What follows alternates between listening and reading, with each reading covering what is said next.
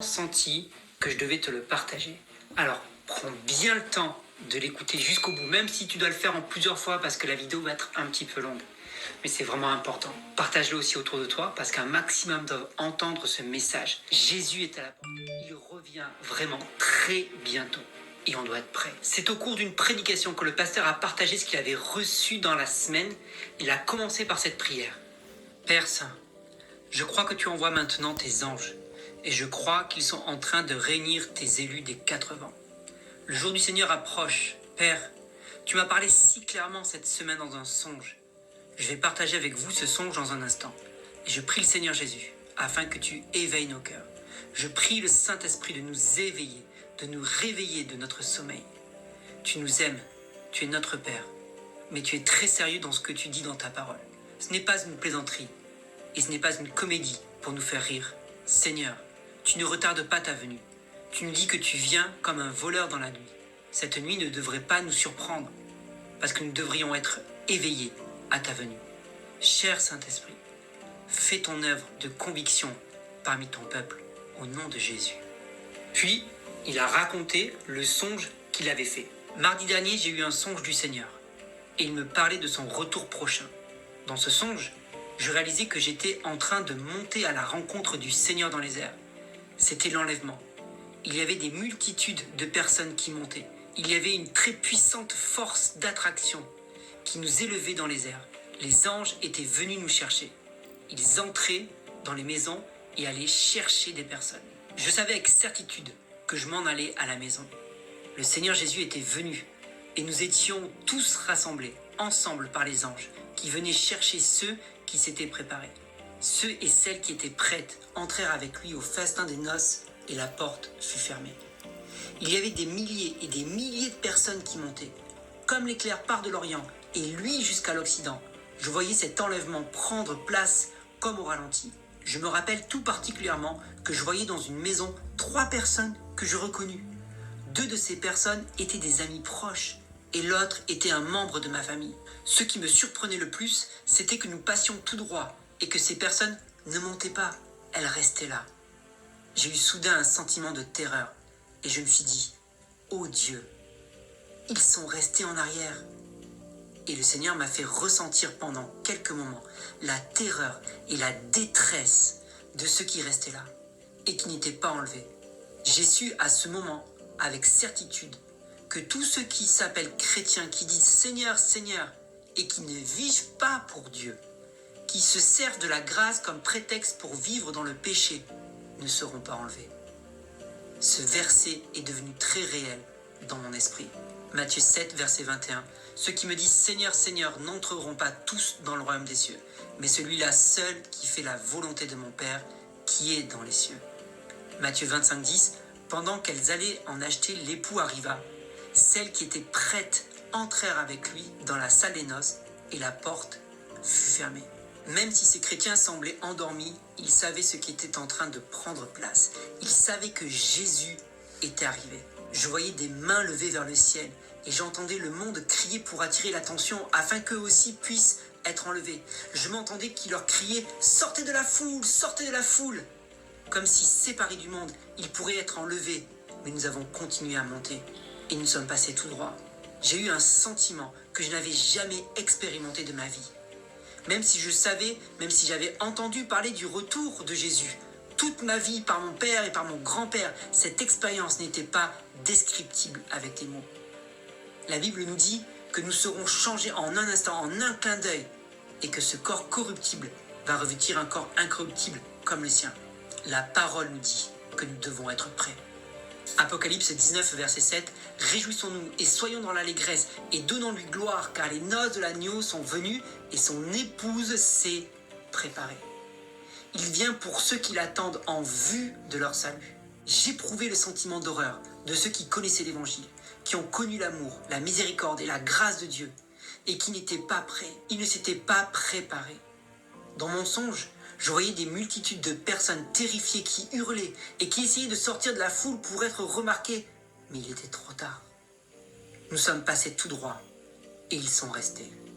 Je savais que je m'en allais au ciel avec le Seigneur, mais ce que j'ai ressenti à propos de mes 2 amis et les membres de ma famille qui étaient restés.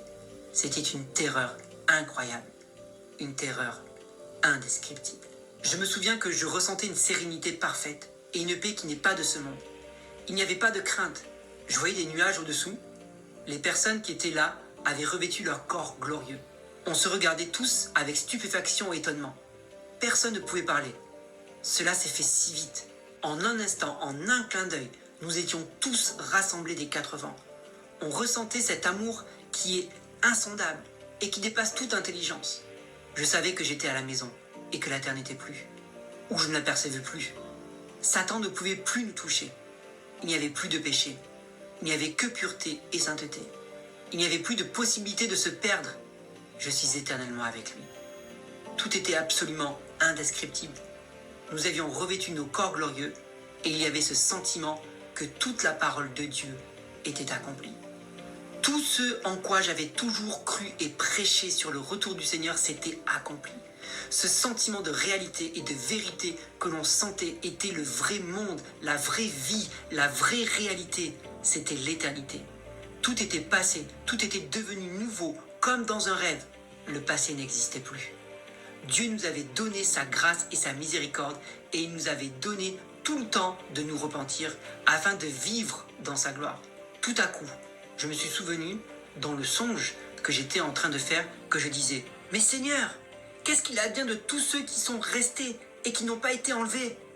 Ceux qui sont restés en arrière et qui pensaient qu'ils étaient prêts, ils ne sont pas ici. Seigneur, que s'est-il passé avec eux?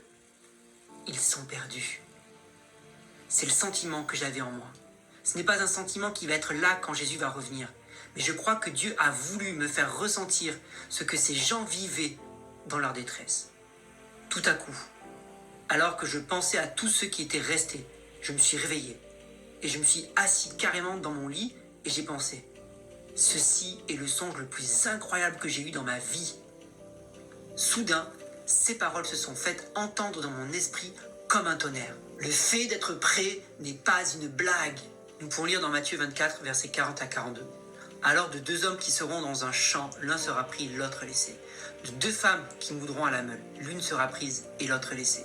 Veillez donc, puisque vous ne savez pas quel jour votre Seigneur viendra. Je me suis étendu sur mon oreiller et Dieu m'a dit « Mon peuple ne prend pas cela au sérieux. Il en parle, mais la façon dont il vit démontre qu'il ne croit pas que je reviens bientôt. Et qu'il doit se préparer parce que je viens chercher une église glorieuse, sans tache, ni ride, ni rien de semblable, mais sainte et sans défaut. Il y en a beaucoup qui vont rester en arrière, parce qu'ils ne se sont pas préparés. Je dis au Seigneur, mais qu'arrivera-t-il de ta grâce, de ta miséricorde et de ton amour? Et le Seigneur m'a dit qu'il était tout cela, mais que le temps de la grâce allait bientôt prendre fin. Et mon peuple ne s'est pas préparé. J'ai donné ma grâce et mon Fils pour que le monde se convertisse et pour qu'il se détourne du péché, pour qu'il vive dans la sainteté. Dans la majorité des églises aujourd'hui, on ne prêche plus le retour de Jésus. On ne prêche plus contre le péché et la nécessité de vivre dans la sainteté. On ne prêche plus que nous devons nous séparer du monde. Mon peuple n'est pas prêt pour mon retour prochain. Il vit plus pour lui-même que pour moi. Il va à l'église le dimanche et il a hâte que la réunion finisse pour aller à ses activités. Il vit loin de moi. Pourtant, la parole dit que s'il s'approche de moi, je m'approcherai de lui. Il ne pense qu'à s'amuser et non à se préparer pour ma venue. Mon peuple s'ennuie maintenant dans les églises.